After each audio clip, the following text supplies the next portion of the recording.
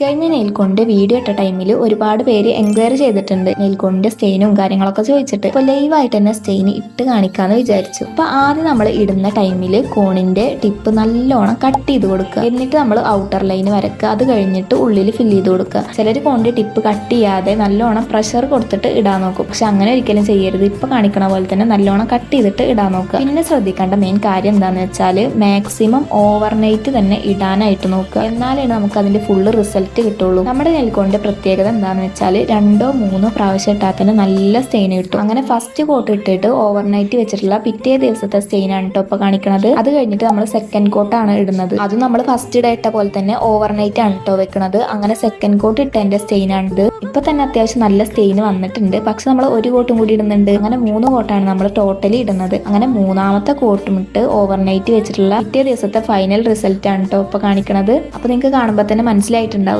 Nail നല്ല dark ആയിട്ട് വന്നിട്ടുണ്ട്. അപ്പൊ നിങ്ങൾക്ക് നമ്മുടെ നെയിൽ കോൺസ് ഒക്കെ ആവശ്യം ഉണ്ടെന്നുണ്ടെങ്കിൽ ഒന്ന് DM ചെയ്താൽ മതി. അതുപോലെ തന്നെ നെയിൽ കോൺസ് ഒക്കെ റീസെല്ലിംഗ് നമ്മൾ ചെയ്യുന്നുണ്ട്. അപ്പൊ ഇതേപോലത്തെ ഹെന്ന റിലേറ്റഡ് വീഡിയോസ് ഒക്കെ കാണാനായിട്ട് നമ്മളൊന്ന് ഫോളോ ചെയ്താൽ മതി. അത്രേ ഉള്ളൂ. ബൈ.